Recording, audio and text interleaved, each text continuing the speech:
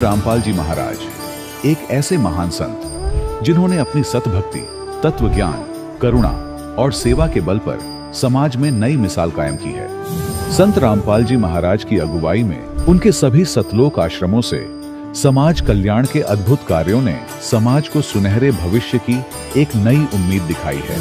संत रामपाल जी महाराज से नाम दीक्षा लेने के बाद लाखों लोगों की लाइलाज बीमारियां जैसे कैंसर, एड्स आदि ठीक हुई।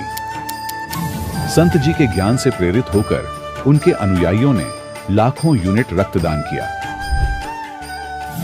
संत जी ने लाखों बहन बेटियों का दहेज मुक्त विवाह करवाया।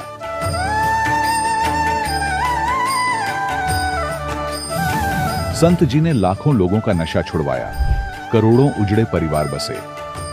संत जी के आश्रमों में समागम के दौरान निःशुल्क नेत्र चिकित्सा, दंत चिकित्सा प्रदान की जाती है। संत रामपाल जी महाराज द्वारा समय समय पर पर्यावरण संरक्षण के उद्देश्य से बड़े स्तर पर वृक्षारोपण किया जाता है। संत जी ने जरूरतमंदों को तत्काल राहत पहुंचाने के लिए एम्बुलेंस सेवा शुरू की।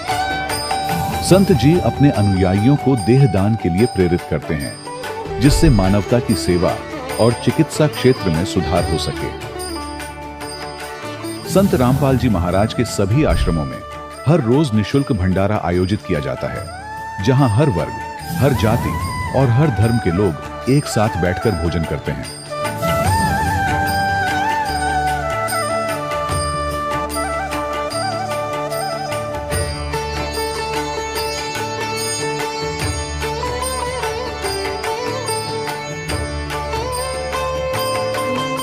संत रामपाल जी महाराज की अन्नपूर्णा मुहिम ने गरीब और बेसहारा लोगों के जीवन में एक नई ऊर्जा और उम्मीद को जन्म दिया है। घर घर खाद्य सामग्री और जरूरी मदद पहुंचाकर संत रामपाल जी महाराज ने लोगों को दुख और मजबूरी से लड़ने की ताकत प्रदान की है।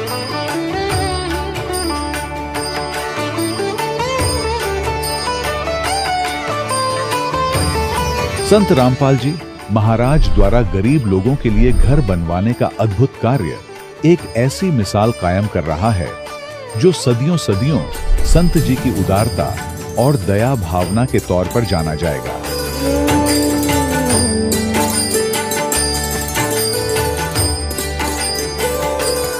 संत रामपाल जी महाराज के आश्रम में हजारों बुजुर्गों को सम्मान और प्यार के साथ जीवन जीने का अवसर मिलता है। उनके खाने, रहने और स्वास्थ्य की पूरी जिम्मेदारी संत रामपाल जी महाराज उठाते हैं। अनाथ बच्चों के लिए संत रामपाल जी महाराज के सभी आश्रम किसी वरदान से कम नहीं। यहाँ उन्हें शिक्षा, संस्कार और भविष्य के लिए बेहतर अवसर प्रदान किए जाते हैं। चाहे बाढ़ हो, भूकंप या महामारी, संत रामपाल जी महाराज और उनके अनुयायी हमेशा ही जरूरतमंदों के लिए सबसे आगे खड़े रहते हैं। कोविड महामारी के दौरान संत रामपाल जी महाराज के आश्रमों से करोड़ों लोगों के लिए भोजन, दवाइयां और जीवन रक्षक सामग्रियां उपलब्ध कराई गई। चाहे गरीब की मदद हो या किसी शोषित और पीड़ित वर्ग के हक और सम्मान की लड़ाई, संत रामपाल जी महाराज ने हमेशा ही उनकी दबी आवाज को सरकारों तक पहुंचाया है और उन्हें उचित न्याय दिलवाने में अहम भूमिका अदा की है। समाज में आध्यात्मिक और सामाजिक मूल्यों के प्रति जागरूकता लाने में संत रामपाल जी महाराज हर कदम पर मानवता के सच्चे सेवक साबित हुए हैं। संत रामपाल जी महाराज का जीवन हमें सिखाता है कि सच्ची सेवा वही है जो निस्वार्थ भाव से की जाए। आइए हम भी इस महान सेवा के कार्य में इस महान संत से जुड़ें और संत रामपाल जी महाराज से नाम दीक्षा लेकर अपने जीवन को धन्य बनाएं।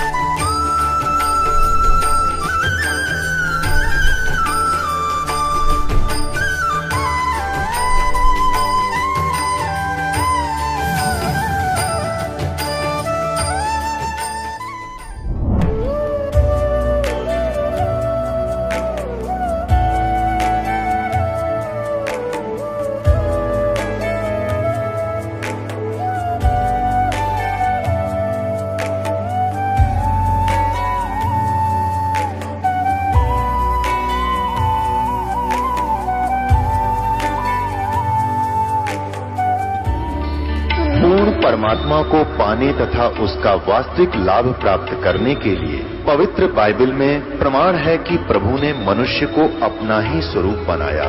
6 दिन में सृष्टि रचकर 7वें दिन विश्राम किया। कुरान शरीफ में प्रमाण है कि हजरत मोहम्मद को खुदा स्वयं कह रहे हैं कि मैंने तुम्हें उस परमात्मा की महिमा बताने के लिए भेजा है। वो परमात्मा कबीर है जिसने 6 दिन में सृष्टि रची तथा 7वें दिन तख्त पर जा विराजा। उसकी खबर किसी बाखबर से पूछकर तो देखो। कृपया अवश्य सुनिए जगत गुरु तत्वदर्शी संत रामपाल जी महाराज के अमृत वचन। सत साहिब दर्शकों, हिंदू धर्म में 33 करोड़ देवी देवताओं का उल्लेख मिलता है, लेकिन इनमें सर्वशक्तिमान परमात्मा कौन है? इन्हीं सवालों के जवाब खोज रहे थे पुणे महाराष्ट्र के राजेंद्र सिंह जी। बचपन से शिवलिंग पर जल चढ़ाने, नवरात्रि में दुर्गा जी के व्रत रखने और कृष्ण जन्माष्टमी पर साधना करने वाले राजेंद्र जी को पूर्ण परमात्मा की तलाश ने बेचैन कर दिया। ये हमेशा सोचते थे कि यदि भगवान एक है तो हम इतने सारे देवी देवताओं को इष्ट रूप में क्यों पूजते हैं? दर्शकों, इनके इन सभी सवालों के जवाब तब मिले जब इन्होंने संत रामपाल जी महाराज द्वारा लिखित पुस्तक ज्ञान गंगा पढ़ी। और ज्ञान गंगा पढ़ने के बाद इनके साथ भी वही हुआ जो हर श्रद्धालु के साथ होता है। यह भी अपने आप को संत रामपाल जी महाराज का होने से नहीं रोक पाए। दर्शकों, आइए जानते हैं कि आखिर राजेंद्र सिंह जी को संत रामपाल जी महाराज में ऐसा क्या दिखा कि इन्होंने अपनी सभी पारंपरिक भक्ति साधनाएं त्याग दी और संत रामपाल जी महाराज द्वारा बताई गई भक्ति साधना करने लगे। सुनते हैं राजेंद्र जी की कहानी उन्हीं की जुबानी। जी नमस्कार। सर साहेब। सर क्या नाम है आपका? राजेंद्र सिंह सेंगर। राजेंद्र जी कहाँ से आए आप? हम पुणे से आए हैं और यहाँ पे हम सर्विस करते थे और इसके पहले हम यूपी के रहने वाले हैं और यहाँ पुणे में सेटल्ड हो गए हैं, तो अभी पुणे से आए हैं। क्या करते हैं सर आप? हम अभी इस समय रिटायर्ड हैं। इसके पहले मैंने मिलिट्री में सर्विस किया, वहाँ हम जूनियर कमीशन ऑफिसर बन के वहाँ से नौकरी VRS लेकर के बाहर आ गया। उसके बाद में बैंक में क्लर्क कम कैशियर लगा पंजाब नेशनल बैंक में। उसके बाद जो है ना वहाँ से भी रिजाइन कर दिया और उसके बाद सेंट्रल एक्साइज में इंस्पेक्टर की जॉब की, जो कि मैंने 2015 में वहाँ से सुपरटेंडेंट बन के रिटायर हो गया। सर संत रामपाल जी महाराज से नाम दीक्षा लेने से पहले आप क्या भक्ति साधना करते थे? हम जो है बचपन में हम शिव जी का जो देखते थे कि शिवरात्रि वगैरह है या वैसे भी नहाने के बाद लोग जल चढ़ाते हैं, तो लिंग पे जल चढ़ाया करते थे। नवरात्रि में दुर्गा वगैरह का जो है व्रत रखते थे और उनका जल चढ़ाते थे। और दूसरे भी जन्माष्टमी पे कृष्ण भगवान की उनकी भी हम व्रत वगैरह रखते थे। तो यही जो नॉर्मल चलता था, जो सब लोग करते वही हम भी करते थे। लेकिन हमको जब आगे में थोड़ा कुछ ऐसा ज्ञान हो गया, पढ़ाई लिखाई करने के बाद समझ में आ गया कि हिंदू समाज में 33 करोड़ देवी देवता हैं।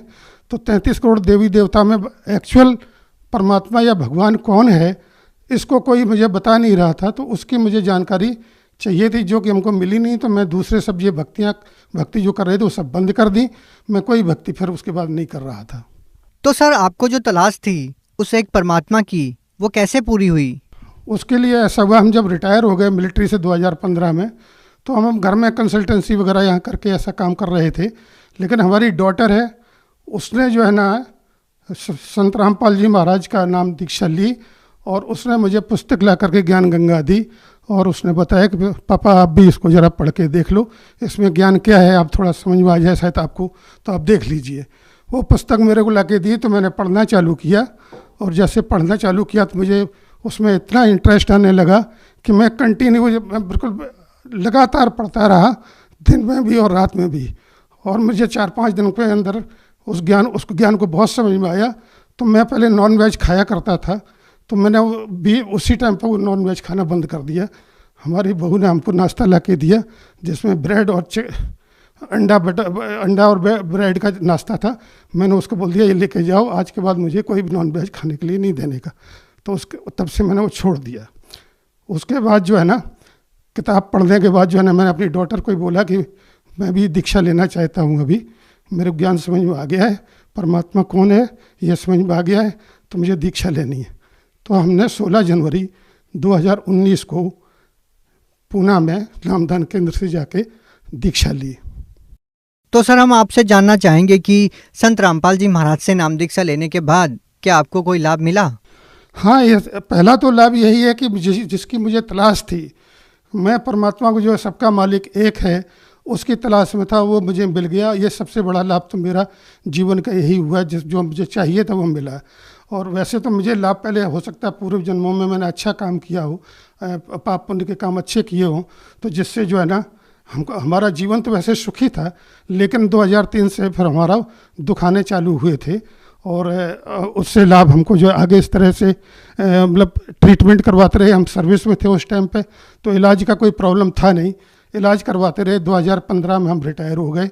उसके बाद फिर 2017 में मुझे 100-200 मीटर चलने से ही ऐसा लगता था कि सीने में दर्द हो रहा है। तो मैं अपने डॉक्टर के पास गया, उनको बताया, तो उन्होंने हमको CTC हॉस्पिटल जो पूना में है, आर्मी का सबसे बड़ा हॉस्पिटल है, उसमें भेज दिया कि वहाँ टेस्ट करवाओ। वहाँ पे जब हमने टेस्ट करवाने गए तो उन्होंने हमको जो है वहाँ पे एडमिट कर लिया। बोला कि आपको एडमिट कर रहा हूँ, मैं आपका एंजियोग्राफी करके टेस्ट करूँगा। उसके बाद एंजियोग्राफी किया। एंजियोग्राफी करने के बाद जो है ना 3 ब्लॉकेज थे 90%, तो उन्होंने एंजियोग्राफी के वक्त ही 2 में स्प्रिंग डाल करके ठीक कर दिए, और एक को जो है 3 दिन के बाद फिर दोबारा से किया।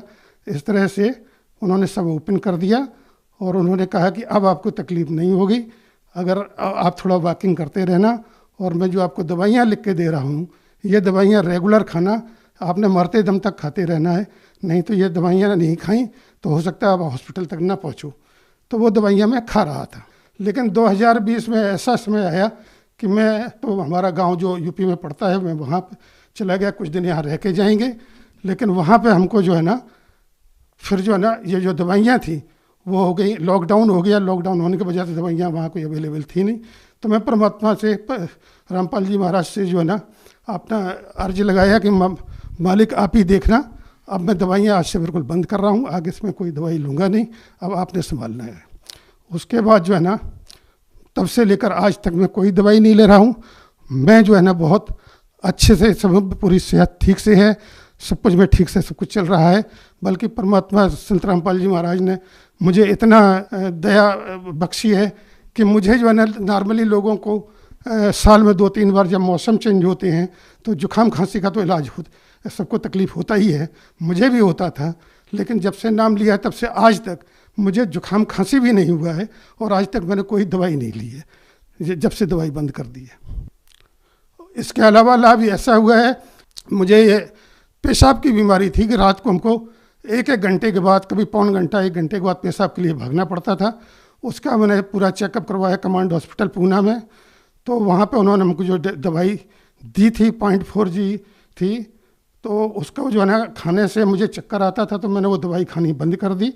लेकिन ये हमने नाम दीक्षा लेने के बाद वो बीमारी हमारी अपने आप ही ठीक हो गई। इसके अलावा दूसरा लाभ ये हुआ कि मुझे ED की प्रॉब्लम हो गई थी। ED मतलब इरेक्शन डिसफंक्शन जिसको बोलते हैं। तो वो जो है ना हमको नाम दीक्षा, हमने कोई उसका इलाज लिया नहीं था, लेकिन हमने नाम दीक्षा लेने के बाद हमारा वो भी ठीक हो गया है। अब हम बिल्कुल हर तरह से ठीक हैं। पहले हम शराब भी पीते थे और नॉन वेज भी खाते थे, लेकिन शराब तो हमने 2003 से छोड़ दी थी जब मेरे को हार्ट का प्रॉब्लम हुआ था। वहाँ डॉक्टर ने बोला था अगर आप शराब पीते हैं तो मत पीजिए, तो मैंने उसी टाइम पे छोड़ दिया था। और नॉन वेज खाना मैंने पुस्तक पढ़ी तो 2-3 दिन के बाद मेरे को समझ में आ गया ज्ञान, तो मैंने उस समय से ही आपका ये नॉन वेज भी खाना बंद कर दिया। उसके बाद मैं तब से आज तक कोई उसको हाथ भी नहीं लगाया है। और जो हमको कैंटीन से हमको लिकर मिलती थी, हर महीने कोटा बंधा हुआ था, वो मैंने जिस दिन मैंने नाम लिया था तो उसी दिन मैं कैंटीन गया था और मैं उसमें 6 बोतल रम की लेके आया था, जो कि हमारे घर में रखी थी। और नाम दीक्षा के टाइम पे बताया गया कि आपने न तो पीना है और ना ही किसी को पीने में मदद करनी है। तो मैं घर में आने के बाद मैंने कहा ये मैं किसी को दूंगा तो वो मदद ही हो जाएगी। तो हमने अपने घर में बहू को बोला कि इनको खोल करके और लेटरिन में डाल दो। तो उसने सब 6 बोतल जो है खोल करके लेटरिन में डाल दी। उसके बाद से आज तक न तो मैंने कभी कैंटीन से ख़रीदा है, न किसी को कोई मदद किया है, न मैंने आज तक कभी दारू पिया है। तो सर ऐसा क्या होता है कि जो भी व्यक्ति संत रामपाल जी महाराज से नाम दीक्षा लेता है, नशा एकदम से छोड़ देता है, ऐसा क्या होता है उनके जीवन में? ये तो जो परमात्मा हमको जो मंत्र देते हैं, परमात्मा रामपाल जी महाराज जो हमको मंत्र देते हैं, वो मंत्रों की शक्ति से ही जो है ना ये छूट जाता है। उसके बाद किसी का मन ही नहीं करता है, और अगर पीने के लिए किसी का मन करे तो उसे डर लगता है कि क्या हो जाएगा पता नहीं, तो कोई नहीं पीता है। मतलब हम कोई भी भगत हमने पीते नहीं देखा है, किसी किस्म का कोई नशा करते हुए किसी भगत को हमने आज तक नहीं देखा है। हम जाते हैं आश्रम में, संत रामपाल जी महाराज का आश्रम है, वहाँ जाते हैं तो वहाँ पर भी हम देखते हैं कोई भी भगत आज तक मुझे दिखाई नहीं दिया कि जो कोई नशा किसी किस्म का करता हो। सर, जो व्यक्ति अभी भी नशा करते हैं और वो चाहकर भी नशा नहीं छोड़ पा रहे हैं, तो क्या वो संत रामपाल जी महाराज से नाम दीक्षा लेते हैं तो क्या उनका भी नशा छूट जाएगा? हाँ, मैं तो मानता हूँ कि अगर वो संत रामपाल जी महाराज जी की शरण में आ जाएंगे, उनसे नाम दीक्षा ले लेंगे, उनके शिष्य बन जाएंगे अगर, तो उनका नशा बिल्कुल छूट जाएगा। ये मैं तो इस चीज़ को मानता हूँ। सर, आप भगत समाज को क्या संदेश देना चाहते हैं? भगत समाज को मैं ये संदेश देना चाहता हूँ, संदेश तो मतलब मेरे देने की औकात नहीं है, लेकिन जो है ना मैं प्रार्थना करना चाहता हूँ कि सभी आत्माओं को, सभी जगत के लोगों को भगवान की चाहत है। तो भगवान की अगर चाहत है तो वो उनको पता ही नहीं है कि भगवान है कौन, तो वो परमात्मा की शरण में आ जाएं। उनकी पहले पुस्तक को लें, उसको पढ़ें, उससे ज्ञान समझें। ज्ञान समझने के बाद अगर उनको अच्छे लगे कि ज्ञान ये सही है, तो फिर जो है ना वो आके परमात्मा संत रामपाल जी महाराज से दीक्षा ले लें और दीक्षा ले करके अपना आत्मकल्याण करवाएं। जी, बहुत बहुत धन्यवाद सर साहिब। दर्शकों, अभी आपने सुने संत रामपाल जी महाराज से दीक्षा प्राप्त करके सुखी हुए भक्त के अनुभव। अब देखिए जगत गुरु तत्वदर्शी संत रामपाल जी महाराज के मंगल प्रवचन। अभी स्पष्ट करेंगे आपके सामने। दुर्गा को प्रकृति भी कहते हैं। अब आगे ये क्या बताना चाहता है? अब श्रीमद् भगवद गीता का अध्याय हम 7 पढ़ रहे हैं और इसमें ये 11वां मंत्र हम पढ़े। हे भरत श्रेष्ठ, मैं बलवानों का बल यानी आसक्ति और कामना से रहित बल सामर्थ्य हूं। मैं बलवानों का बल हूं और सभी प्राणियों को, भूतों को, इन प्राणियों के धर्म के अनुकूल, शास्त्र अनुकूल काम मैं हूं। धर्म अविरुद्ध काम मैं हूं। अब हम 12 से लेंगे। इसमें क्या बताया कि और भी जो सतगुण से उत्पन्न होने वाले भाव हैं, जो रजोगुण तथा तमोगुण से होने वाले भाव हैं, उन सब को मुझसे होने वाले हैं ऐसा जान, परंतु वास्तव में उनमें मैं और वे मुझ में नहीं है। अब यहाँ क्या प्रसंग है? ये श्रीमद् भगवद गीता में गीता ज्ञान दाता कौन है? ये श्री ब्रह्मा विष्णु महेश जी के पिताजी हैं, जो श्रीमद् भगवद गीता को बोल रहे हैं श्री कृष्ण में प्रवेश करके। अब यहाँ पर थोड़ा सा ये कंसेप्ट और क्लियर करना पड़ेगा कि श्रीमद् भगवद गीता का ज्ञान किसने दिया, क्योंकि श्रीमद् भगवद गीता को समझने के लिए ये जानना अनिवार्य है कि श्रीमद् भगवद गीता का ज्ञान श्री कृष्ण नहीं बोल रहा। श्री कृष्ण के अंदर प्रवेश करके ये ब्रह्म बोल रहा है, सरपुरुष बोल रहा है, ये काल बोल रहा है। यहाँ थोड़ा सा हिंट देंगे ताकि श्रीमद् भगवद गीता आपके बहुत आसानी से समझ में आएगी। अब आपको दिखाते हैं कि जब महाभारत का युद्ध समाप्त हो चुका और युधिष्ठिर जी को राजगद्दी प्राप्त होगी, तो श्री कृष्ण ने कहा पांडवों से कि अब मैं द्वारका जाना चाहता हूं। तब अर्जुन ने कहा कि भगवान, आप जी ने जो युद्ध के समय मुझे ज्ञान सुनाया था, श्रीमद् भगवद गीता जिसको कहते हैं, वो बुद्धि के दोष से मैं भूल गया। उसी ज्ञान को प्रभु एज इट इज सुनाना, फिर से सुनाना, हमें एक सत्संग करके जाना, ताकि हम आपके द्वारा दिए गए वचनों के आधार से हम अपना आगे राज्य भी करें और जीवन भी सफल करें। तो उसके विषय में आपको दिखाते हैं। यह है संक्षिप्त महाभारत द्वितीय खंड, गीता प्रेस गोरखपुर से प्रकाशित है ये। और इसके कहाँ से छपा है। इसके अनुवादक भी वही हैं, द्वितीय खंड, संपादक तथा संशोधक जयदयाल गोविंद का, और ये यहां से छपी है। अब हम इसके आपको 667 पृष्ठ पर ले चलते हैं। ये है 667 पृष्ठ,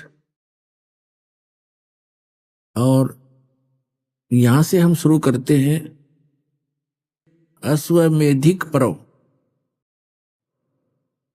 अर्जुन का श्री कृष्ण से गीता का विषय पूछना और कृष्ण का अर्जुन से सिद्ध महर्षि और कश्यप का संवाद। यह देखिए, जन्मे जय ने पूछा ब्राह्मण, शत्रुओं का नाश हो जाने के बाद जब महात्मा श्री कृष्ण और अर्जुन सभा में बैठकर वार्तालाप कर रहे थे, उसमें उनमें क्या क्या बातचीत हुई। तो वैशंपायन जी ने कहा, राजन, श्री कृष्ण सहित अर्जुन ने जब अपने राज्य पर पूरा अधिकार प्राप्त कर लिया तो वे दिव्य सभा भवन में आनंद के साथ रहने लगे। एक दिन सज्जनों से घिरे हुए वे दोनों मित्र स्वेच्छा से घूमते घूमते सभा मंडप के ऐसे भाग में पहुंचे जो स्वर्ग के समान सुंदर था। पांडुनंदन अर्जुन श्री कृष्ण के साथ रहकर बहुत प्रसन्न थे। उन्होंने एक बार उस रमणीय सभा की ओर दृष्टि डालकर भगवान से ये वचन कहा, देवकी नंदन, जब युद्ध का अवसर उपस्थित था उसमें मुझे आपके माध्यम का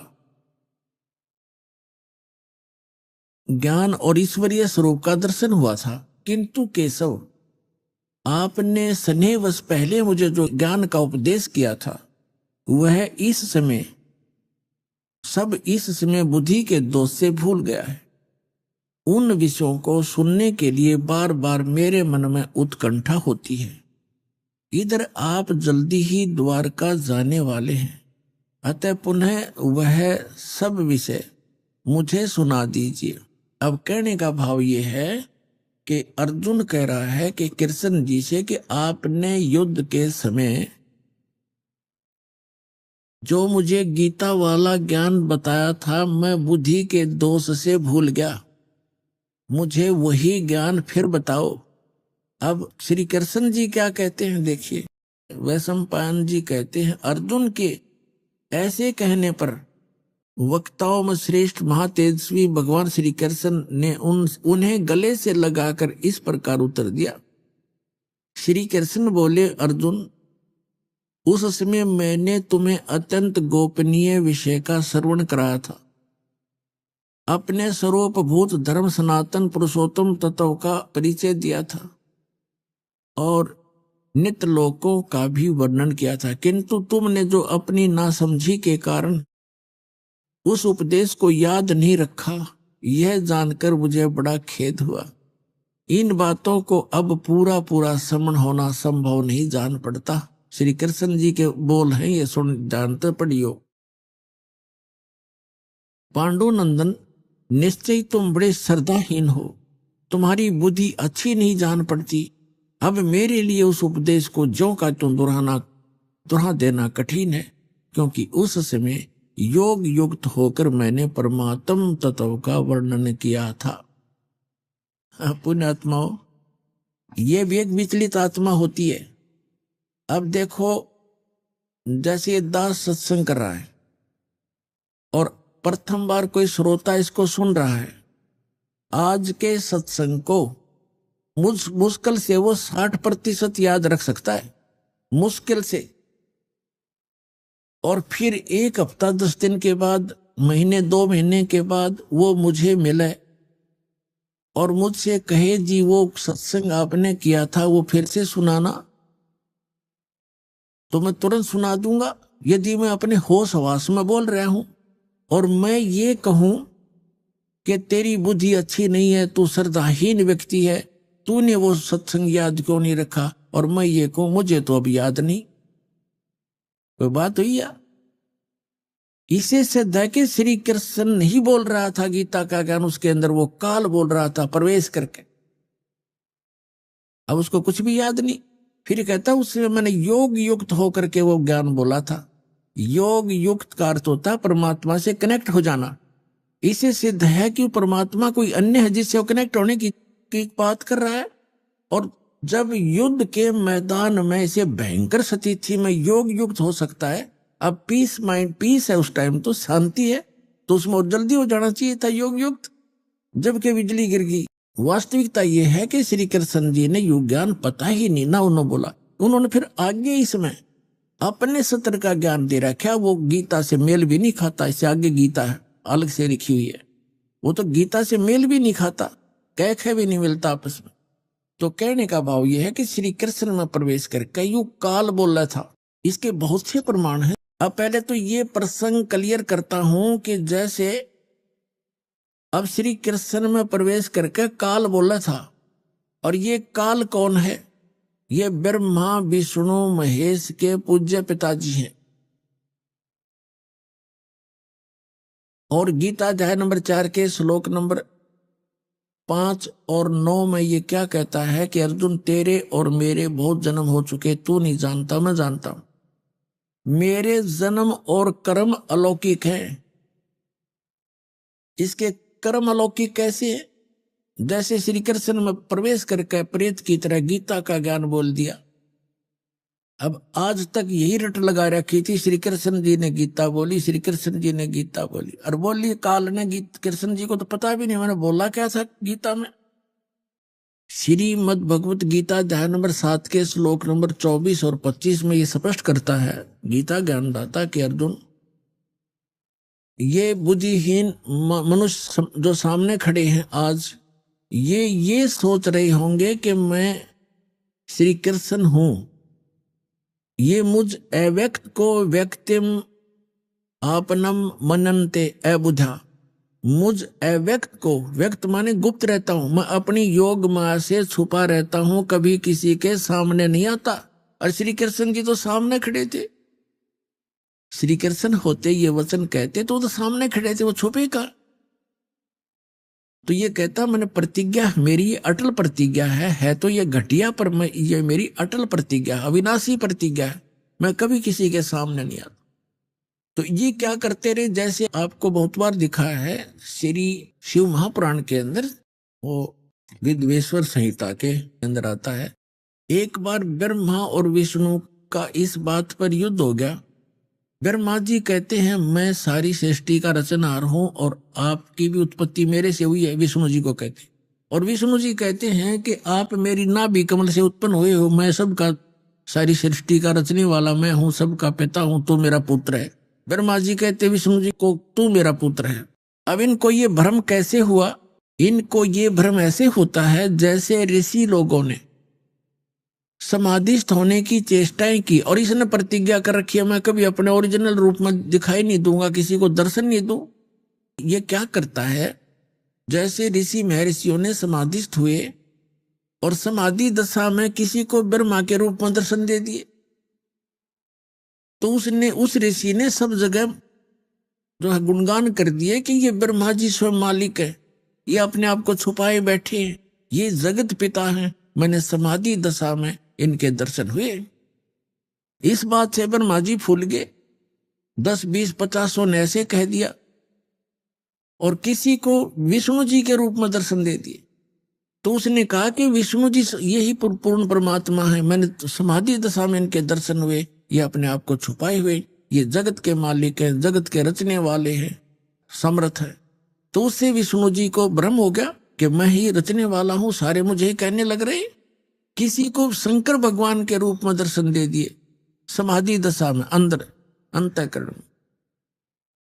तो उसने बता दिया कि शंकर भगवान जो ये बैठे तमोगुण, यही सर्वशक्तिमान है, कालज्ञ मृत्युंजय सर्वज्ञ, सारी सृष्टि के रचना।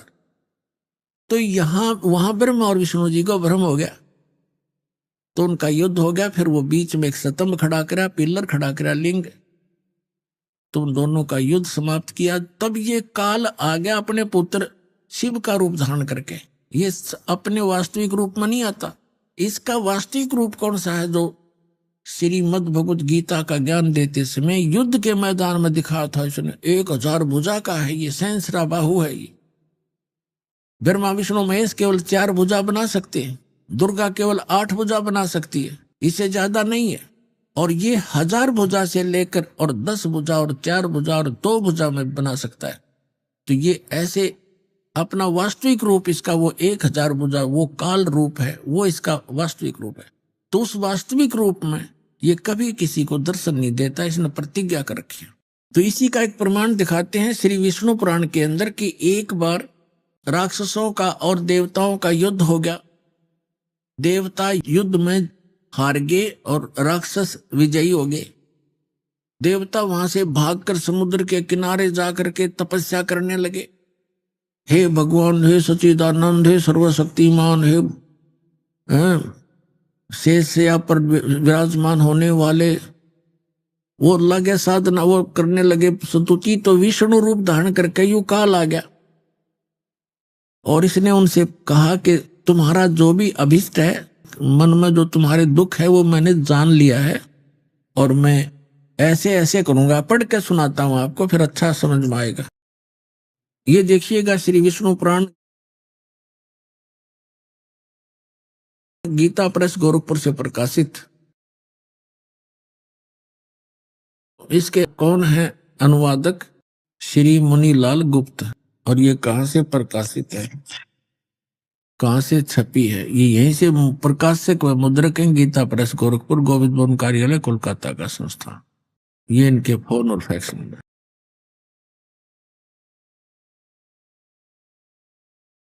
ये है चतुर्थ अंश और ये 233 पृष्ठ पे। हम यहां पढ़ेंगे पुरंजय का भी एक दूसरा नाम पड़ा। यहां लिखा कि पूर्व काल में त्रेता युग में एक बार अति भीषण देव असुर संग्राम हुआ। देवताओं और राक्षसों का युद्ध हुआ। उसमें महाबलवान दैत्य गण से पराजित हुए देवताओं ने भगवान विष्णु की आराधना की। तब आदि अनंत शून्य अशेष जगत प्रतिपालक श्री नारायण ने देवताओं को प्रसन्न होकर कहा, आप लोगों का जो कुछ अभिष्ट है वह मैंने जान लिया है। उसके विषय में यह बात सुनिए। राज ऋषि ससाद का जो पुरंजय नामक पुत्र है, उस अक्षत्रिय श्रेष्ठ के शरीर में मैं अंश मात्र से अवतीर्ण होकर, यानी कुछ समय के लिए उसमें प्रवेश करूंगा, इस पुरंजय के शरीर में उस होकर उन संपूर्ण दैत्यों का नाश करूंगा। तुम लोग पुरंजय को दैत्यों के वध के लिए तैयार करो। अब इसके कहता है मेरे कर्म अलौकिक हैं। ये कर्म अलौकिक क्यों हैं कि पुरंजय के अंदर जो पुरंजय को खड़ा कर लिया, असुर और देवता आमने सामने युद्ध के लिए खड़े हो गए और यू काल जो है पुरंजय के शरीर में प्रवेश कर गया और वह राक्षसों को मार डाला। अब और दिखाता हूं 243 पृष्ठ पे। यह है चतुर्थ अंश ही चल रहा है, श्री विष्णु पुराण चतुर्थ अंश ही चल रहा है। अध्याय 3 का श्री विष्णु पुराण 242 पृष्ठ पे 3रा अध्याय। यह पूर्व काल में रसातल में मोने नामक 6 करोड़ गंधर्व रहते थे। उन्होंने समस्त नाग कुल के प्रधान रतन और अधिकार छीन लिए थे। गंधर्वों के पराक्रम से अपमानित उन नागेश्वरों द्वारा स्तुति किए जाने पर उसके स्वर्ण करने से जिनकी विकसित कमल सदृश आंखें खुल गई हैं, निंद्रा के अंत में जागे हुए उन जलसाई भगवान सर्वदेवेश्वर को प्रणाम कर उनसे नागगण ने कहा, भगवान इन गंधर्वों से उत्पन्न हुआ हमारा भय किस प्रकार शांत हो। तब आदि अनंत भगवान पुरुषोत्तम ने कहा, यू काल आ गया विष्णु रूप धारण करके, योनासव के पुत्र मानधाता का जो प्रकुत्स नामक पुत्र है उसमें प्रविष्ट होकर मैं उन संपूर्ण दुष्ट गंधर्वों का नाश कर दूंगा। यानी प्रकुत्स में प्रविष्ट करके उसमें प्रवेश होकर भूत की तरह बढ़कर प्रेत की तरह प्रवेश होकर के मैं संपूर्ण गंधर्वों का नाश कर दूंगा। इति सिद्धम के ये काल ऐसे अलौकिक कर्म करता है। इसी प्रकार इसने श्री कृष्ण में प्रवेश करके गीता जी का ज्ञान बोला है। समझदार को संकेत पर्याप्त है। अब दास आपको सुनाने जा रहा है कि गीता ज्ञान दाता 7वें अध्याय के 12वें श्लोक में कहता है कि जो कुछ भी रजोगुण से उत्पन्न होने वाला भाव है, यानी सृष्टि जिससे होती है, रजोगुण के प्रभाव से प्रत्येक प्राणी इतना प्रेरित होता है कि संतानों उत्पत्ति करता है। और सतोगुण से होने वाला भाव है, यानी सतोगुण से एक दूसरे में प्रेम मोह ममता, उससे मोह जागृत होता है, ममता बनती है एक दूसरे। और तीसरे से संहार क्रोध तमोगुण, जो तमोगुण से होने वाला यानी शिवजी से होने वाला जो भाव है वो संहार है। ये तीनों जो कुछ भी हो रहा है उसका निमित्त कारण मैं हूं, गीता ज्ञानदाता कहता है। ये काल है। आपको सृष्टि रचना में बहुत बार सुनाया है और कभी फिर सुनाएंगे। इसको एक श्राप लगा हुआ है इस ब्रह्म को, सरपुरुष को। 1,00,000 मानव शरीरधारी प्राणियों का यह नित्य आहार करता है। इसने एक ब्रह्मांड के अंतिम छोर में, इसका 21 ब्रह्मांड का लोक है, पूरा 21 ब्रह्मांड, इसके 21वें ब्रह्मांड के अंतिम छोर में इसने एक ऐसा स्थान बना रखा जहां कोई नहीं जाकर देख सकता।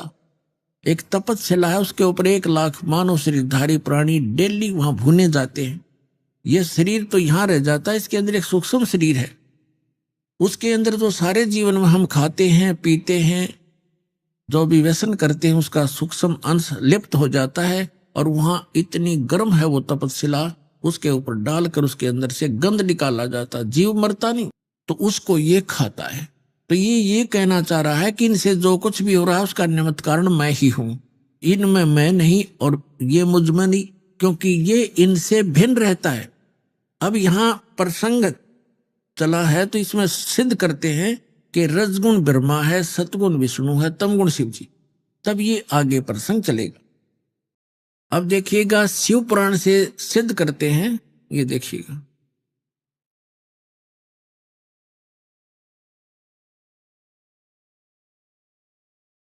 ये गीता प्रेस गोरखपुर से प्रकाशित है। संपादक है इसके, ये देखिएगा, संपादक है हनुमान प्रसाद पोदार। और ये कहां से, ये यहां से प्रकाशित है।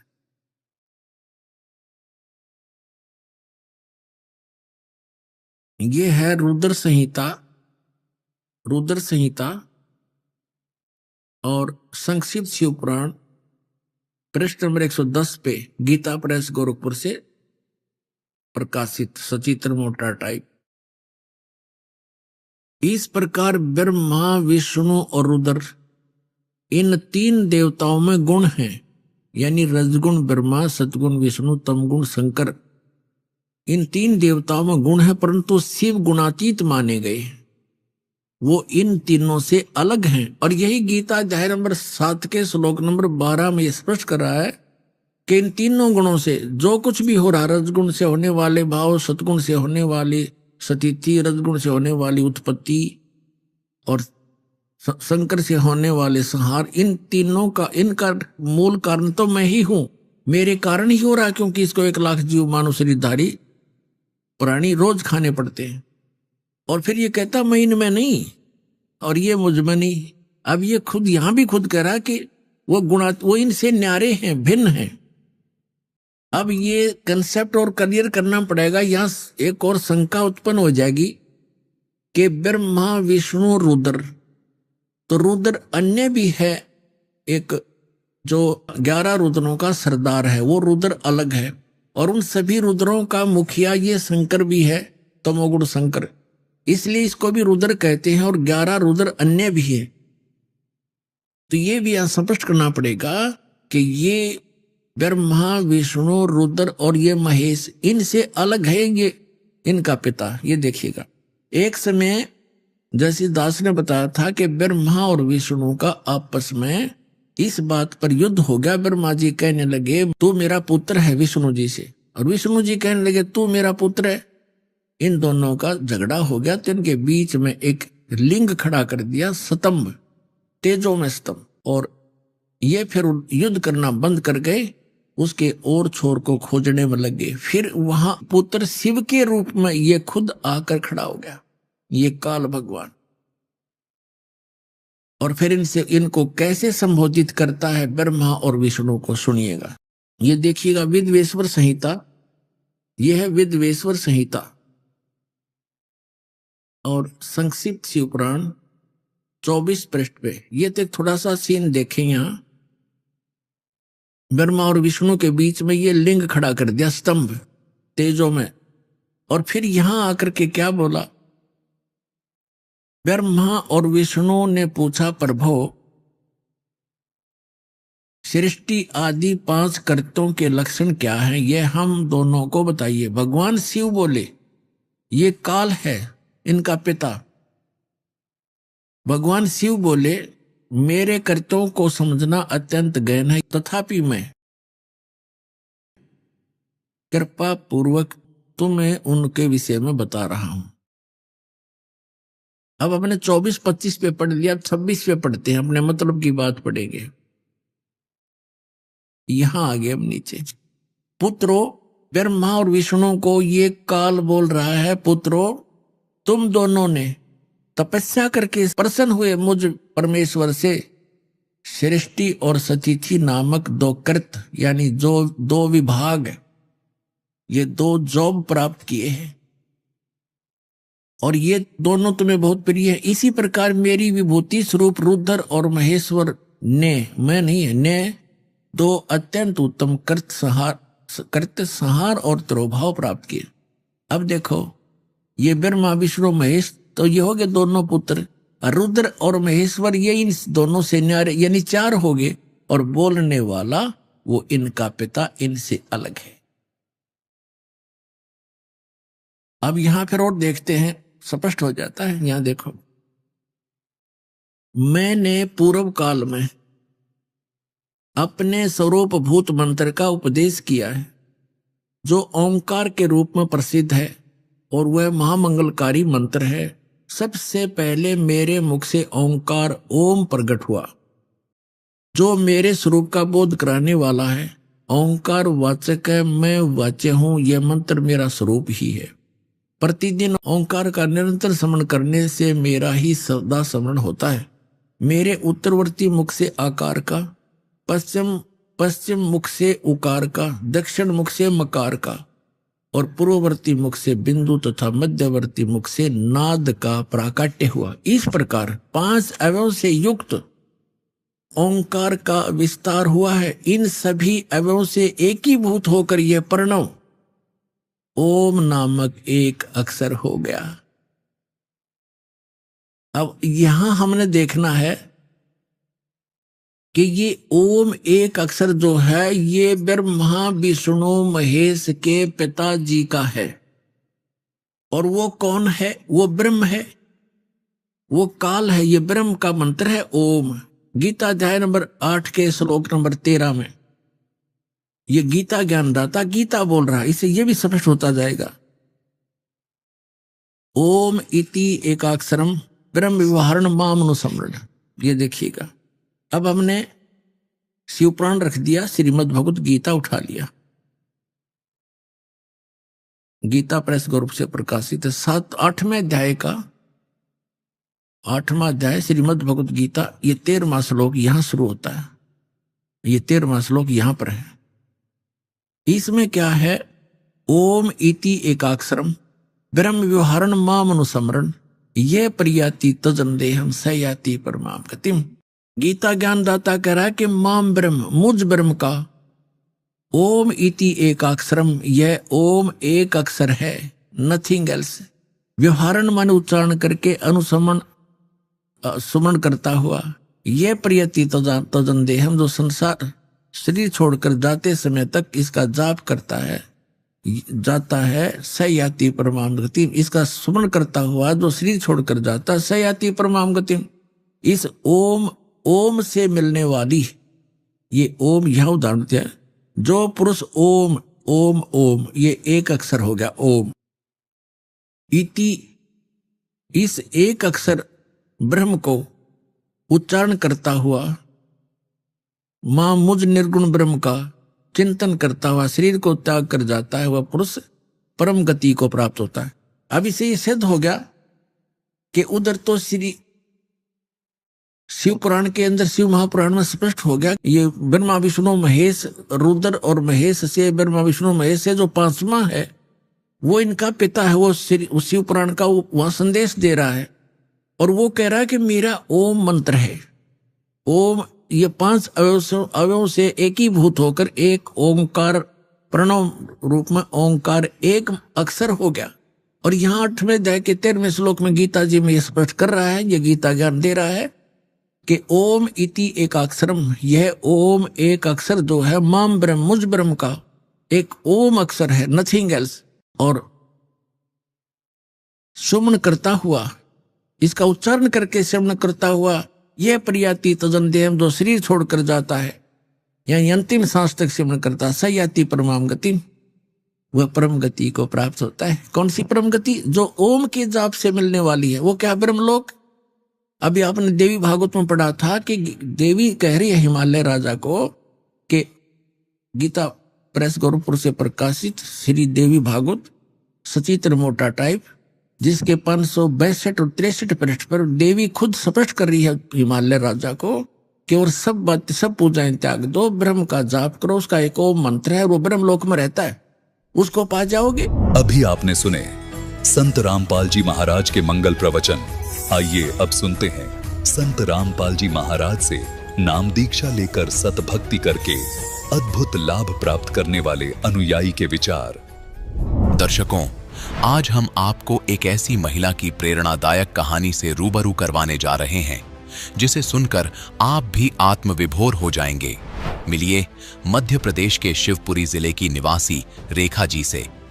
रेखा जी ने जीवन में सुखों की प्राप्ति हेतु शुरू से ही हिंदू धर्म में प्रचलित मनमाने आचरण में आरूढ़ थीं, परंतु सभी देवी देवताओं की पूजा करते करते भी ये हर तरह से दुखी थीं। हर तरफ से हताश हो चुकी रेखा जी की जिंदगी में अचानक खुशियों ने दस्तक दी जब इन्होंने संत रामपाल जी महाराज जी की शरण ग्रहण की। तब से इनके जीवन में ऐसे ऐसे चमत्कार हुए जिसे सुनकर आप दांतों तले उंगली दबाने को मजबूर हो जाएंगे।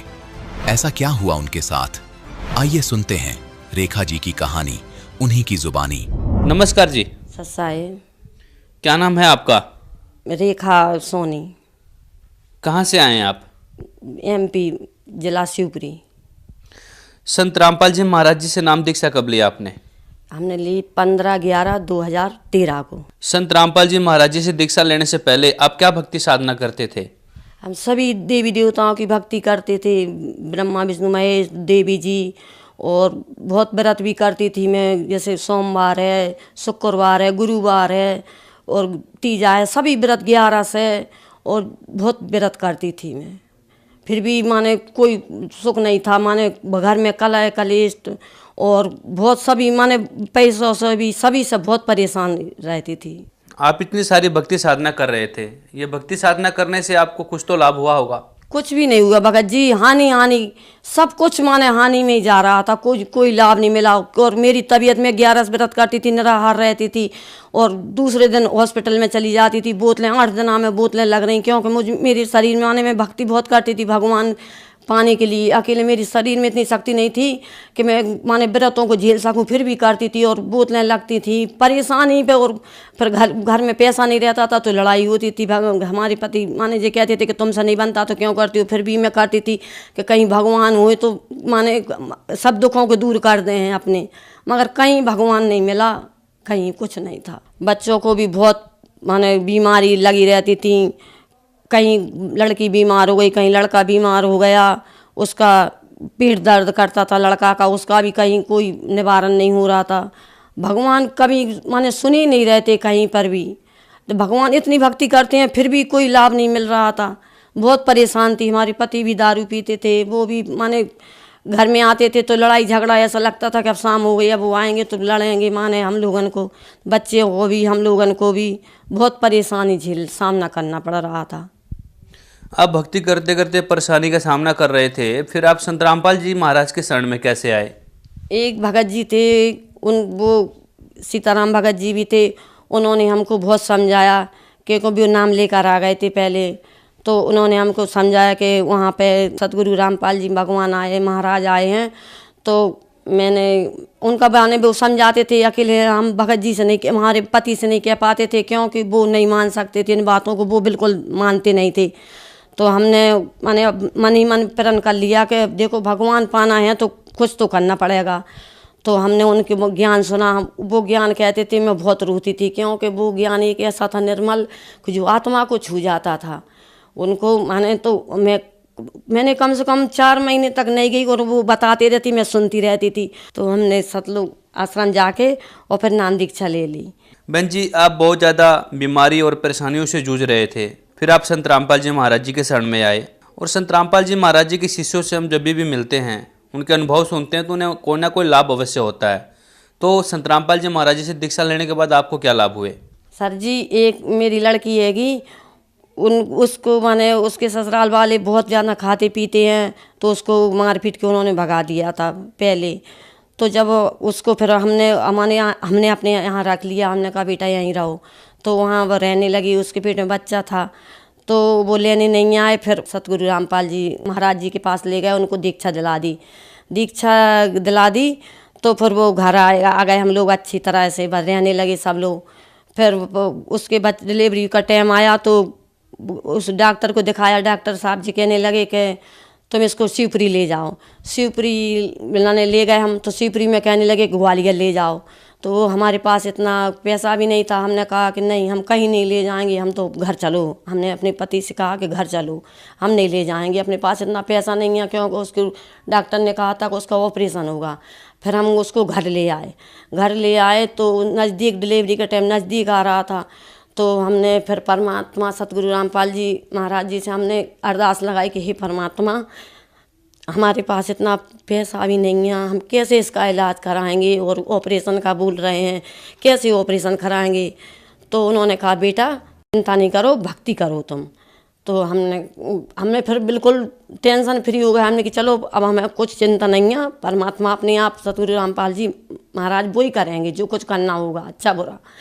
तो हम अपने रहने, फिर डिलीवरी का टाइम आया, तो डॉक्टर कहने लगे गांव है, गांव में इतनी बड़ी ऑपरेशन माने कुछ भी वो नहीं है माने साधन। तो वो कहने लगे कि तुम इसको शिवपुरी ले जाओ। हमने कि नहीं, हम तो डिलीवरी यहीं कराएंगे, अगर हमारी किस्मत में जो होगा हमारे परमात्मा ही करेंगे बस, और कोई नहीं कर सकता। तो हमने उसकी डिलीवरी माने उसकी डिलीवरी हुई, रात को 10 बजे हो गई डिलीवरी हो गई। और उसका बच्चा माने उसकी सांस चल रही थी, क्योंकि उसको बीपी इतना था, 200 बीपी था। सभी डॉक्टरों ने मना कर दिया था, यहाँ डिलीवरी नहीं कराना। तो उसके बच्चा हो गया, तो उसका बिल्कुल सांस चल रही थी उसकी, और उसमें कुछ नहीं था। सुबह डॉक्टर आए, बोले कि कैसा होएगा आपका बच्चा। हमने कही डॉक्टर साहब बच्चा तो बिल्कुल माने मरा हुआ है, इसको सांस अकेली चल रही है। तो बोले ठीक हो जाएगा। सो वो चले गए, वो तो ऐसे कह के।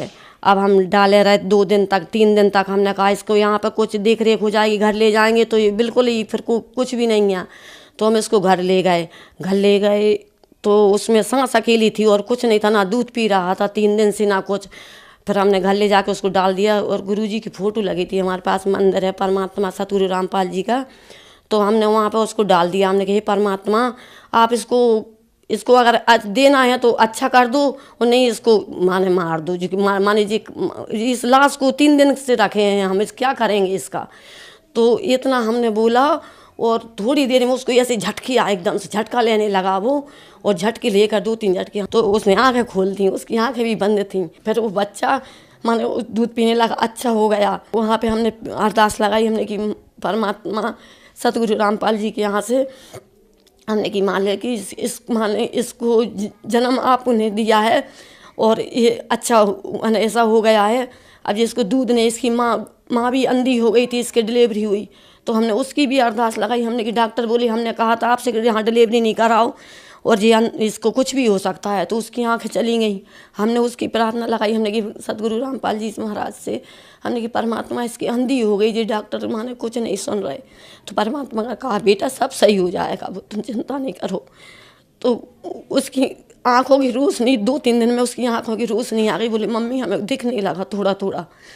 तो हमने कहा बेटा परमात्मा सही करेंगे। सतगुरु रामपाल जी महाराज ने उसकी आंखों की रोशनी दे दी, बच्चा को भी जन्म दे माने जीवित कर दिया। फिर वो उतना कुछ चल नहीं, ऐसा खचर नहीं लगा। तो एक दिन भगोना रखा था सर जी, तो भगोना रखा था पानी का, मैं नहाने जा रही थी तो वो उसको मैंने ऐसे रख छोड़ दिया। तो मैं कपड़े ढूंढने लगी नहाने के लिए, तो कपड़ा नहीं मिल रहे थे मेरे, तो मैं बैठ गई। मैंने कि कपड़ा जाने कहाँ रखे, तो वो बच्चा चला गया भगोना के पास और जाके उसमें, और उसने ऐसे मैंने उसको पकड़ के खड़ा हो गया वो, और उसके उसमें गिर गया वो भगोना में, तो उसको पैर ऊपर हो गया और पूरा उसमें डूब गया, पानी का भरा हुआ था। तो मैंने देखा कोई ने मुझे, माने मैं बैठी थी भीतर, मुझे ऐसा लगा कि कोई मुझसे, मेरे सतगुरु रामपाल जी कह रहे हो कि बेटा चली जा बाहर। तो मैं बाहर आके देखा, मैंने उसमें मेरे बच्चे को उठाया, मैं जोर से चिल्ला के बोली, मैंने कि हे मालिक जी क्या हो गया। तो बच्चा अपने आप हाथ पैर हिलाने लगा, मैंने गुरु जी की आग डाल दिया, तो बच्चा अपने आप आँखें खोलने लगा और अपने आप उसको जल दे दिया हमने और अच्छा हो गया। फिर हमने उसको रख के नहाने बहुत, माने फिर एक दिन ऐसा हुआ कि जी लड़की उसको नहला रही थी, नहला के और रो रहा था। तो मैंने कहा बेटा इसको दूध पिला दे तू। तो उसमें कटोरी में लेके बोल, मैंने उसको गैस पर तपा के रख दिया और उसने ऐसा कटोरी ऐसा लिए थी बच्चे को, और उसने ऐसी भगवानी कुड़ेरी, बच्चा ने ऐसा हाथ मार दिया तो पूरी भगवानी उबलती हुई भगवानी उसके ऊपर से, बच्चे के ऊपर से पूरी ऐसे हो गई। बच्चा ने खूब जोर से चीख मारी और रोने लगा। फिर मैं एकदम से घबरा गई सर जी और गई उसके पास। मैंने देखा तो वो लड़की ली थी, बोली मम्मी इसके ऊपर दूध गिर गया। मैंने कहा बेटा तूने देखा नहीं परमात्मा जी क्या हो गया। फिर वो लाल हो गया इंगुर जैसा पूरा उसका शरीर, इतना सा बच्चा 7 महीने का बच्चा था, उसको पूरा ऐसा हो गया। तो फिर मैंने उसको देखा, फिर कि हे परमात्मा जी क्या हुआ, जो तो आपने ही दिया है और ऐसा क्या हो गया, इसको क्या गलती हो गई मालिक हमसे। तो उसको जल दिया और अच्छे माने देखा, उसको कुछ भी नहीं लगाया हमने, कुछ सब जने देखने आए कहने लगे इसको कुछ लगा दूँ। हमने कि मालिक सही करेंगे हमारे सदगुरु रामपाल जी। तो हमने देखा तो उसने बच्चे को बहुत जोर से रोते उसको दूध पिलाने लगे, दूध पिला दे बेटा इसको, दूध पिलाने लगी। और फिर वो थोड़ी देर बाद सो गया, ढक के सुला दिया। हम ऐसा माने परमात्मा सतगुरु रामपाल जी महाराज से हमारा विनती कर रहे थे, परमात्मा ऐसी क्या गलती हो गई हमसे जो मालिक।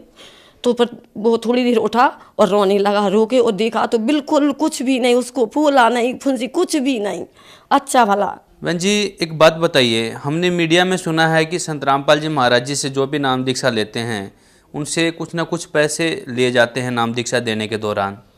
तो हम आपसे जानना चाहेंगे, आपने भी संत रामपाल जी महाराज जी से नाम दीक्षा ली, क्या आपसे कोई पैसा लिया गया था? नहीं, ये तो सब अफवाहें हैं, मीडिया वाले सब अफवाहें उड़ाते हैं, ऐसा कुछ नहीं है। वहाँ पे 1 पैसा भी नहीं लगता। हमारी तो लड़की थी, इतने से बच्चे थे, वहाँ पे दूध भी मिलता था, सब कुछ मिलता था खाने के लिए, ऐसा कुछ नहीं, 1 पैसा नहीं। अपनी इच्छा से अपन चाहो तो माने कुछ 10-5 रुपये अपन दान कर सकते हैं, ऐसा कुछ भी नहीं है। ये सब अफवाहें उड़ाई गई हैं। हम तो इतने से बच्चों को लेकर जाते थे भगत सर जी, कुछ भी नहीं है ऐसा वहाँ पे। जो श्रद्धालु आपको देख रहे हैं, आप उन्हें क्या संदेश देना चाहेंगे? सर जी मैं उनसे करवत दो के प्रार्थना करना चाहती हूँ कि देखो जी मानुष जन्म कभी बार नहीं मिलता, मानुष जन्म दुर्लभ है, मिले ना बारंबार। तरवर से पत्ता टूट गया बहुत न लगता डार। ये शरीर एक बार मिला है, बार नहीं मिलेगा। तो अब आकर और सतगुरु रामपाल जी महाराज से नाम दीक्षा लीजिए और अपना कल्याण करवाइए। जो श्रद्धालु संत रामपाल जी महाराज जी से नाम दीक्षा लेना चाहें तो कैसे ले सकते हैं? टीवी पर संत रामपाल जी महाराज जी का सत्संग आता है, उसके नीचे पट्टी आती है और उस पट्टी पर नंबर आते हैं, नंबर आप लगाकर और संपर्क कर सकते हैं। धन्यवाद जी। सत्साए।